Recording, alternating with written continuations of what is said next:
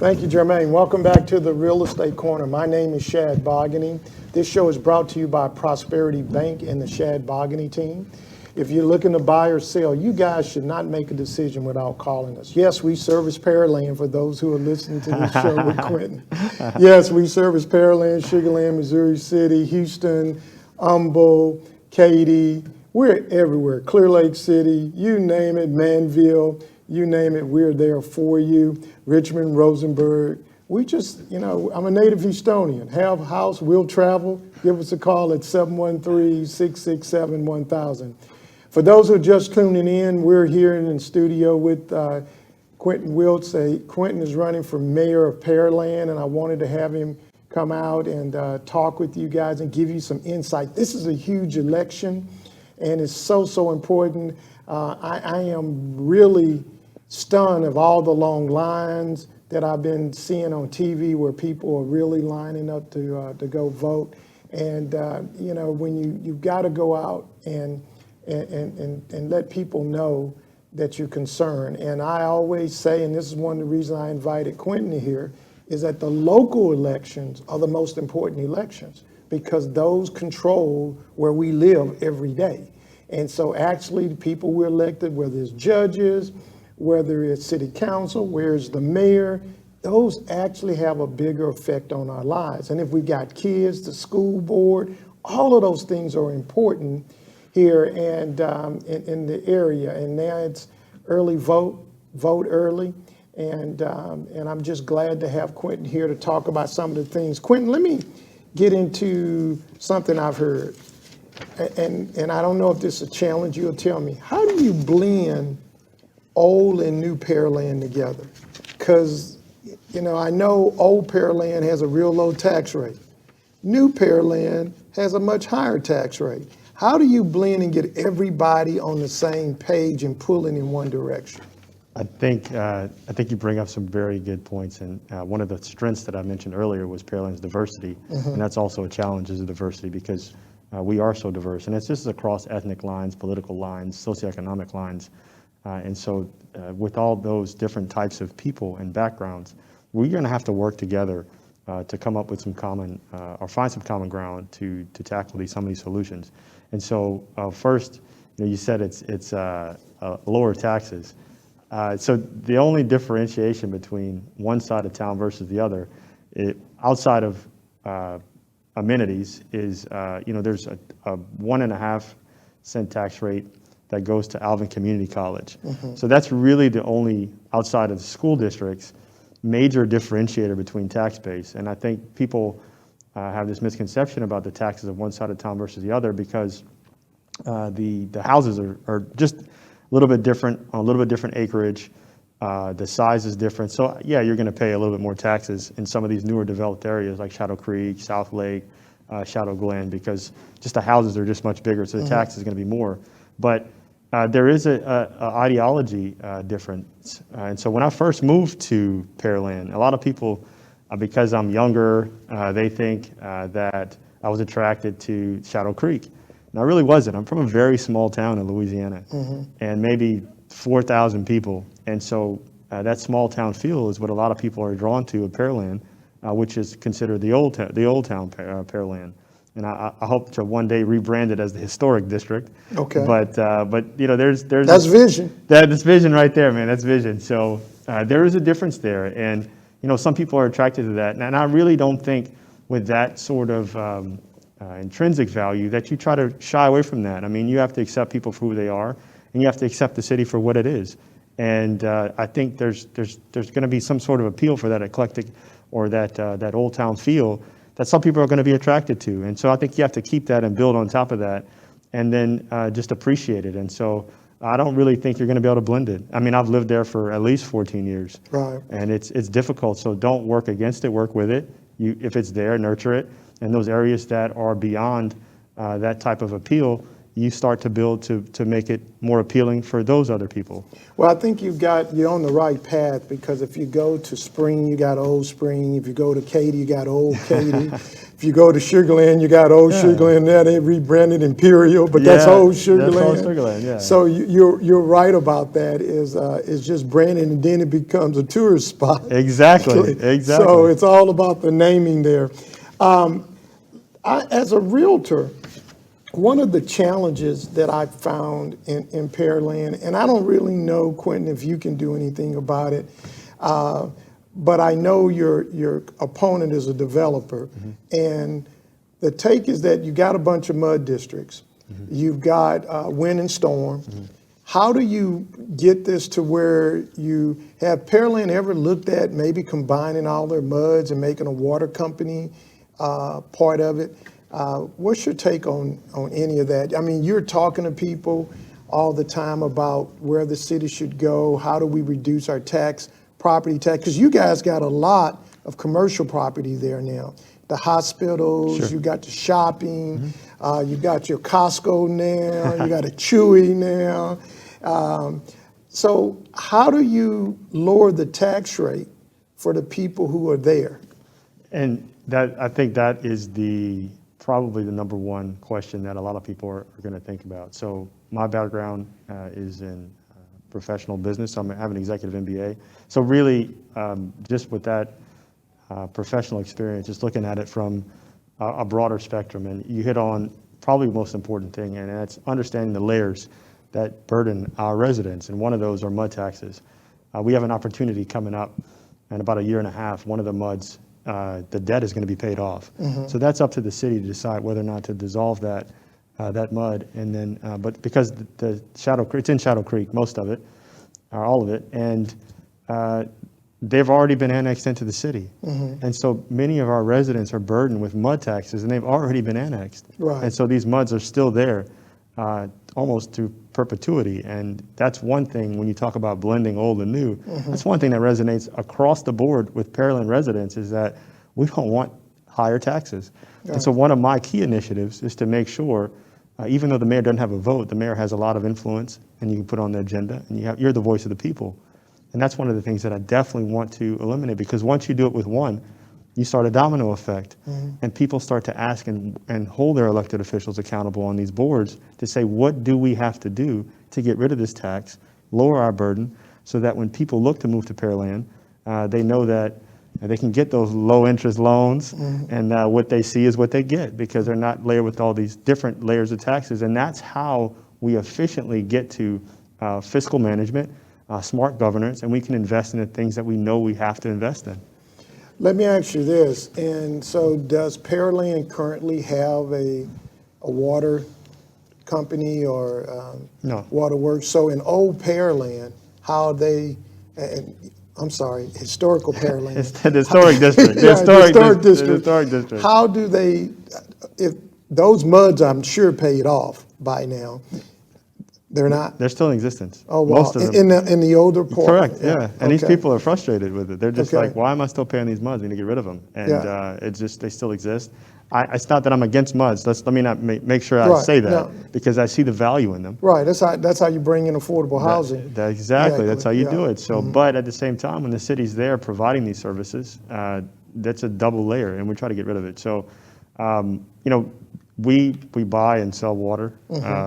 We buy water from Houston, and we're developing these. We have a multi-million-dollar facility we're trying to put in to capture and manage our own water. So that's all in bond money. So we're borrowing, increasing our debt, which is another problem because we've grown so fast. We've got to make sure we have the infrastructure and to be able to provide for these citizens. So we've had to leverage ourselves. Some argue a little bit over leveraged, but I mean, that's residents, we have to provide these services, and so we have to start focusing on these things. Well, the infrastructure is key to a city's growth. Yes. And you've got to plan ahead, and that's one of the things I've always felt about Pearland is that the infrastructure wasn't there for the growth, and the traffic moves so much better on the west side of Broadway or 518 than it does on the east side of Broadway because the lanes are narrow, and The old side was there before. Yes. The infrastructure was all there, and now you've got more cars, more subdivisions, where when they started building on the other side, they all of a sudden, they knew they were going to have the traffic. You got Shadow Creek, so the streets are wider and all of that good stuff. Then you got a place like Town Center. How has Town Center done there? So, there's mixed reviews. Town Center has brought in billions of dollars worth of retail revenue, which in turn, millions of dollars worth of tax base for the city, which we're able to use to then pay to develop our infrastructure. So it's been a good mix. But what you have, and I think you and I talked about this a little bit before we even started, is that there is a sense of reluctancy from some people who have always known Pearland to be a small town atmosphere. And there's challenges with how to expand. And that's why you see what you said, where you have areas of Pearland that are able to accommodate more traffic, whereas other sides of Pearland, especially in the historic district, that have been slow to grow. And we see that changing because as more people, younger people move in all across Pearland, their expectations are different. And so that then in turn goes back to what we talked about, which we're in this today. I mean, I'm not mayor, but at some point, hopefully, if people want to move beyond where we are into a new vision, we have to vote. And so people are coming in having different expectations and holding elected officials accountable for the things that they want. And that's how we see change in our communities. Well, one of the things, and this is not about Pearland, but just in general, that, been an opportunity to travel all over the country and ride rail and see the growth of rail. It'd be so cool you could live in Pearland, get on a rail and go all the way to Galveston, have dinner, sit at the beach, get back on the rail, and come on back home to Pearland. The future is so bright out there, but that is the one thing that I've noticed that we don't have here. Even to be able to get right there and go straight down the Surfside and have a good time without getting in my car and coming back. Where do you see public transportation? What's your tax rate out there right now for sales tax? Sales, we're at the full 8 and something, almost 9%. So you guys are working with Metro on some things? Yeah, so you bring up another good point. Okay. You're hitting these points, man. I'm telling you, we ought to go play darts. I want you on my team. So it's a part of not blending, like we talked about, this mentality of where Pearland used to be. So part of the sales tax that we collect, there's a 0.5 cent that we've dedicated to go to an economic development corporation, which cities and municipalities can do so. Most of the cities or municipalities around Houston have opted to do something different where they buy into Metro. So because of the stigma of where I told you where Pearland used to be, it used to be a white flight suburb. Right. There's some of that still exists where there's a stigma of public transportation and those people coming into the city. Well, the public transportation would bring them into the city. Exactly. Okay. Right. So years ago, Pearland had an opportunity to opt into Metro to develop a park and ride, and those leaders on council said no. They said no. And so for years, we've kind of been held out and siloed, and people have around us, we're not part of this Metro system, and that's where I want to change. The Kirby area, Lower Kirby, has been dedicated to be able to expand rail. We have a large amount of people who work in the medical center that live in Pearland. What do you think about those opportunities for those families and those people to move in and out of the medical center when they're spending billions to expand with no parking? Right. So these things have to be thought about on a broader scale for us to be able to participate in the economic engine that is Houston. Well, and that's where it gets to the rail type, being able to go to Friendswood, Kemah, and looks like all the cities could get together down there and create a rail system of some sort and ask for those dollars to come in and ask for the politicians to bring them in, because if you can start connecting these cities, then you have more sales revenue because people can get to you. People who may be in inner city Houston, Southeast, may get on the rail and go right on out to Pearland and shop or eat or deal with the restaurants out there, Yeah. and then come on back So home. Or you go to the parks. Well, I think you bring up a good point, and I think the rail system from Dallas to Houston, once that is in place and they set the foundation of how it's done, I think it'll open up opportunities for other municipalities, other places to start thinking really on a grander scale how we can connect ourselves to be a world-class area. Right. You know, I'm not a big Dallas fan. I went to school up there, but I am just amazed at how their rail system, you can be in downtown Dallas, get on the rail, go out to Richardson, go out to Plano. Hell, you can go straight on out to North Texas, where before we had to get on in the car and drive. Yeah. And they've just kind of connected everything, which has made it so much nicer in those areas. And so, you know, that's to me, that's the big picture of connecting. Why we don't have something running down 6 from Missouri City? You got from Missouri City, Sugar Land, it's all on the same track.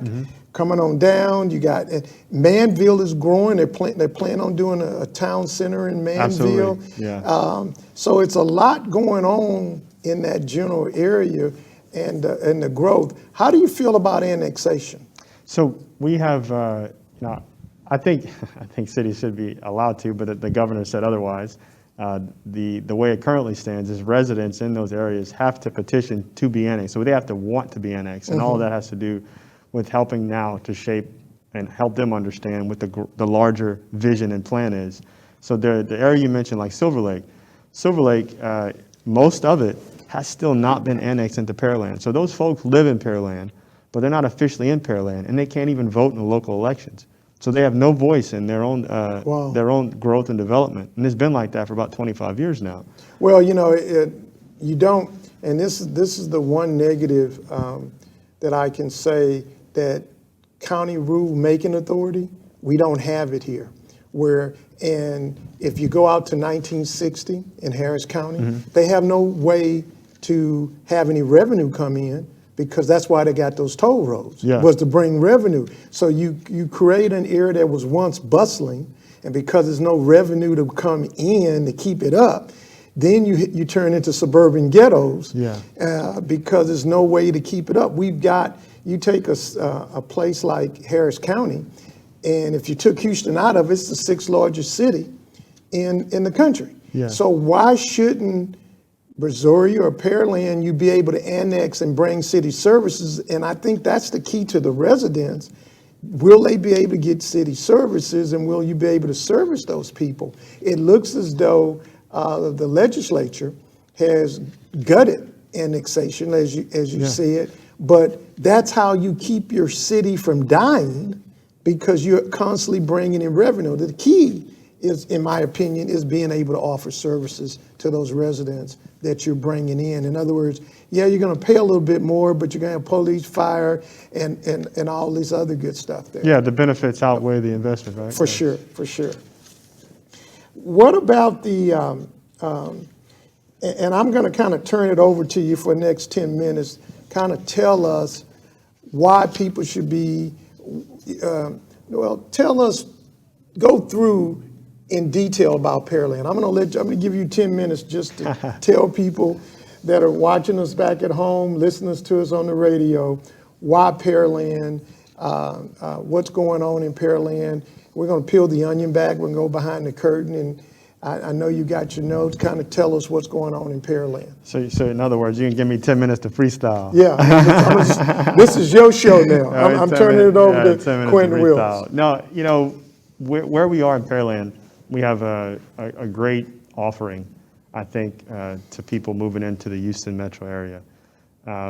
We have, like I said, we're probably the closest suburb that you can ever get around to being in Houston, but not in Houston. I think that's what some people want. They want all the aspects, the fine dining, the international restaurants and theaters, entertainment, but they don't really want to be in Houston. And so Pearland offers that. Plus, if you do have a family, it's world-class quality of life that you can experience there. Where we are, the challenge is where we are, is just setting the reality versus those expectations. And I think that's where we're going to have to try to meet the people that move there. And that's many of the reasons why I feel like I'm running to represent this community, because as you said, it's really about having an ambassador from Pearland as mayor to collaborate and to bring these other municipalities together for a larger vision to help us all achieve more, right? This whole saying, I think the sum is greater than the whole, right? I mean, that's really where we want to be, and understand that we can't operate in these silos anymore. We can't operate just thinking that Sugar Land is the best, or Pearland is the best, or the Woodlands, or Pasadena, or anywhere. We really make up a larger picture of what we can offer to the U.S. As far in terms of opportunity. I mean, we've never seen many of the downturns that other areas have experienced. I mean, we do have some people that are out of work, but nowhere near the rates across the nation. So Pearland offers a safe community. Like I said, education is there. Very diverse neighborhood from people from all over the world. And I think people, in spite of what we see happening across the country with civil unrest, I think that's just it's met a boiling point of issues that have always been underlying or existed in those areas that we don't really experience, because Pearland was kind of well thought out as to how they wanted to develop, how we wanted to develop, and we're at a point where we just need to put in place a strategic vision or have someone in that place to move us forward. One of the things that I really wanted to tell people is that it's going to be tough times going forward for a lot of people. I don't want to sugarcoat it. We have projects that are on the books for us to develop to make sure we provide infrastructure for our residents. But at the same time, we're dealing with a pandemic all across the nation. And, it's not going to end on November 3rd, no matter who you vote for. So there's got to be a strategic vision and a plan put in place to make sure we suppress the spread of this virus for the sake and the safety of first responders, of teachers, of our families, of our students, so that we can move to regain some sense of normalcy. So that's one of the things that I think the next mayor coming in has to have a strategic vision to make sure we have proper testing in place. We have to make sure that all people can access it, so that it's not dependent on your insurance, or you have a pre-existing condition, or you can't qualify to get a test. These things are going to be important for us to maintain full traceability, so that my students or my children or my teachers, they can do the job to help move our economy back to where we feel like we need to be, to start getting us back to afford the amenities and to go out and patronize these restaurants and the talent that we have in our community. So that's all the things that I feel like are going to be on the ballot, currently on the ballot now. So I'm not really just going to sell myself. I'm just going to say that, I'm the guy that needs to be there to do it. To guide them through it. Yeah. So, one of the things we did not touch on, you're right down the street from Hobby Airport. Yeah. So International airport now. Right, International right. airport. So we were right down the street from Hobby, and it actually almost butts up to Pearland. Absolutely. Yeah, off of 35. So how do you, with all of that coming in, I know the city I live in, Missouri City, tend to have issues with daytime, the restaurants, the businesses, because it's no employment out there unless you retail. How's Pearland looking for employment? How are the businesses being able to say, is it enough employment there during the day that people can work with the restaurants? Do you have, what is the employment out in Pearland? No, and one of our setbacks is our largest employer is our school district, so that's going to be a problem. Right, right. They can't patronize anybody during the day; they're teaching. Right, exactly. So exactly. That's why when you mention about apartments and commercial development, we really have to be smart about how we develop, because we as a thriving suburb have the talent to attract the right types of businesses in technology, in finance, to our areas, so that we can at some point transition over into a daytime sustaining suburbia, which would then in turn allow us to leverage these daytime eateries, have some sort of tax base during the day, because we're still not transitioned from a commuter community. Right. We've now just starting to get over the hump of recognizing that, yeah, we were a bedroom community at some point, but people just don't want to sleep in Pearland anymore. Right. There's an expectation that Sugar Land has amenities, Sugar Land has this, the Woodlands has this or that. Why can't we? And so now it's the shift of focus as to where do we want to put our tax dollars, where do we want to invest, where do we want to leverage the Economic Development Corporation to bring in these types of businesses, and then utilize some of the resources that we have. I mean, NASA is right down, not too far from us. Right. The international airport, Hobby. Right. I mean, Right. these are great selling points that you start to see now. We're running ads at Hobby about Pearland, you know? Right. Being aggressive about it. Exactly. Yeah.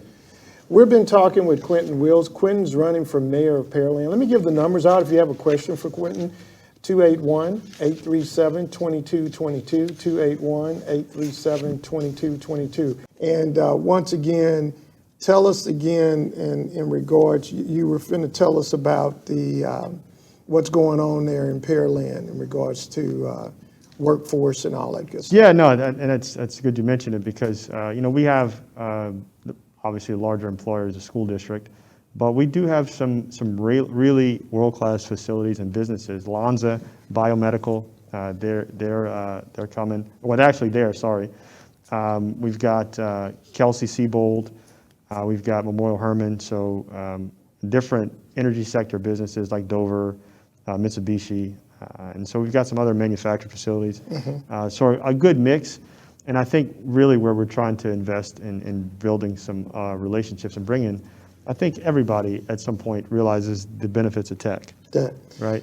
So do you have, out in Pearland, do you have a economic development department for the city? Absolutely, yeah. Okay. And that's what I was mentioning. We get a half a cent tax from retail that goes straight to the EDC, which they use to leverage to either, you know, obviously give abatements or some sort of other economic incentives, but to also try to grow locally to make it more attractive. So you'll see not only the 288 tollway change, and there's been some pushback on some things as to this next thing I'm about to tell you about, but Pearland's going to have its own draw.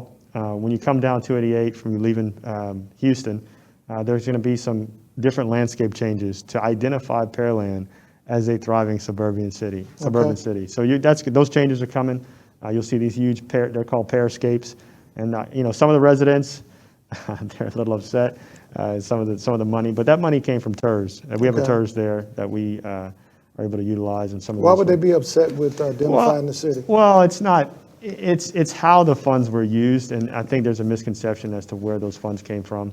But really, you know, there was money from EDC that was invested in trying to, and they're calling it beautify. But I think if you're going to attract any world-class business, they want to go where they want to, where it looks aesthetically pleasing. Right. And so I think where some of our residents and some of the people who challenge this are missing the mark is that if you look at it on a closed scope, you look at it as you're spending money. Right. But if you have a broader vision for where you want the city to be, it's not spending, it's investing. Because the returns, I think, are going to be far greater when we now are able to market our suburb south of Houston in the medical center. And I think people are going to really want to invest here, and for them to invest. And I think it's a really smart move. And I mean, obviously, time will tell. But I think it's not just looking at spending the money, but really looking at it as an investment in ourselves. Right. Well, I think sometimes people forget about the Fringewoods of the world, the little towns that are outside of Pearland. Yeah. The Rose Sharons in the world that you got a gas station and that's it. That's it, yeah. Yeah, and those people are also shopping in Pearland. Absolutely. And so I think the beautification, that's one thing I have to give Sugar Land credit. They've beautified the city because when you have a lot of master plan communities, they're pretty in the master plan community, but the moment you drive out to the main road, it's kind of dead. It's dead. Yeah, and so you're right. You've got to have a vision of long term. The schools, we touched on schools earlier. You've got world-class schools out there. What type of form of government is in Pearland? Is it city manager, a strong mayor government? How many city council do you have? What type of government setup do you guys have? No, We have a council manager, so we have a full-time city manager that Okay. manages the city. We have a council that is a 7-member council plus the mayor, which is 8.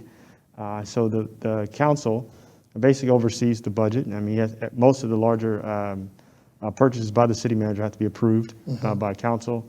And so there, a lot of the strategic vision and the direction of the city has to come from council. But the mayor sits at the head of council. Okay. The mayor also is involved on a lot of the boards that can allocate or try to go after federal tax dollars to come and invest in Pearland and small projects or large projects. And many of the projects recently in Pearland have been federally funded. Yeah. Now, who's the Congress people that cover? I know Pete Olson does, but there's another one. It may, I mean, the southern part of Brazoria County.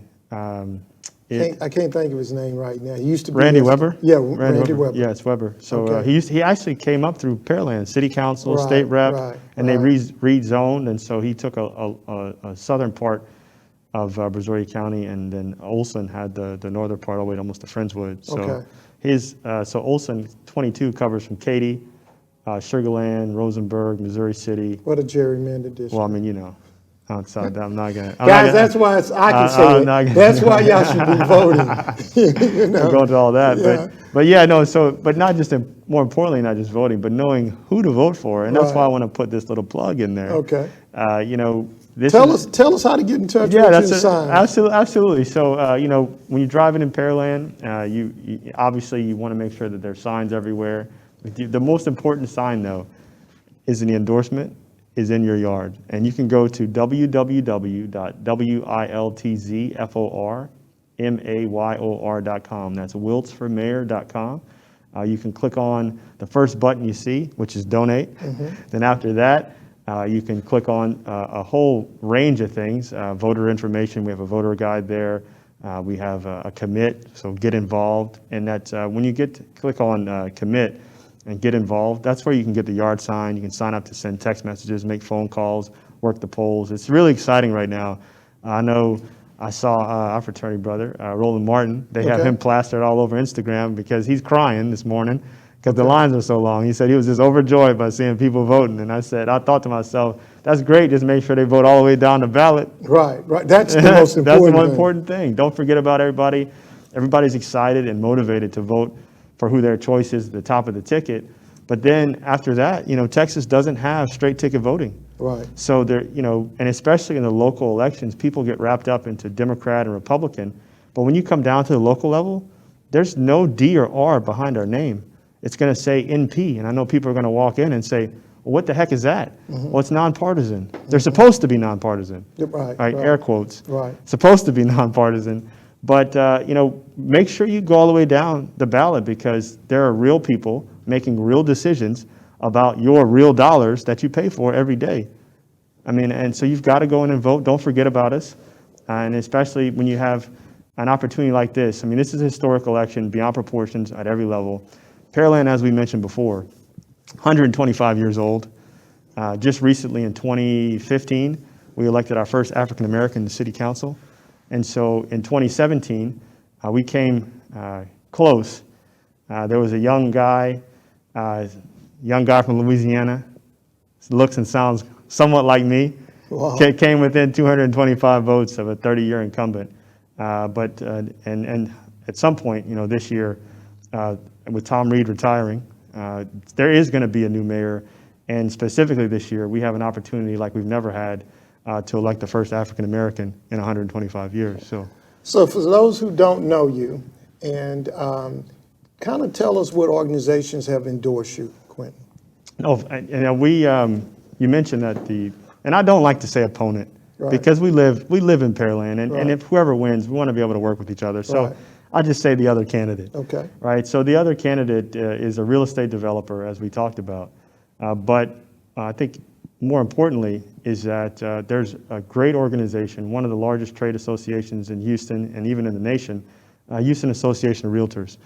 I'm extremely proud to earn their endorsement. I think they just saw that there's a vision and an opportunity to usher in new ideas in the city of Pearland, which would then create opportunities for realtors and businesses and commercial growth.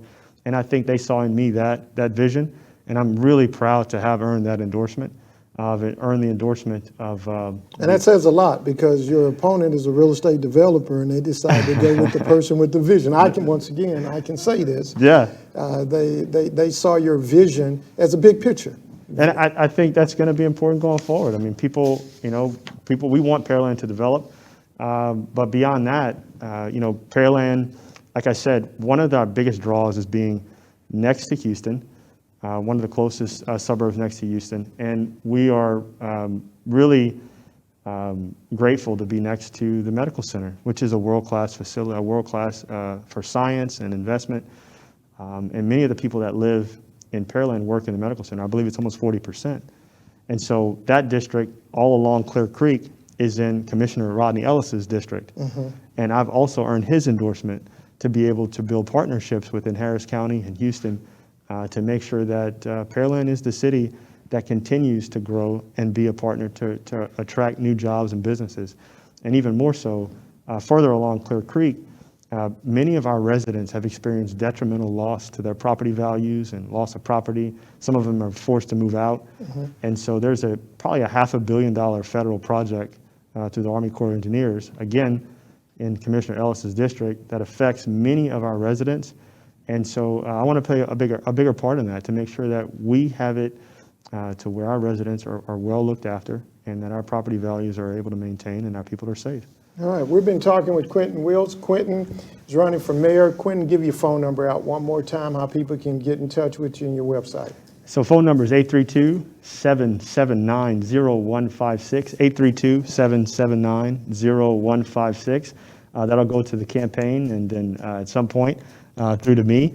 And so the website that you need to go to make sure you click on that big button that says donate, it's going to be www.wiltzformayor.com, wiltzformayor.com.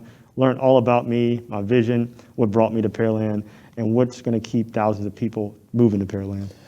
Quentin, your wife would be upset with you if I didn't ask you to tell us about your family.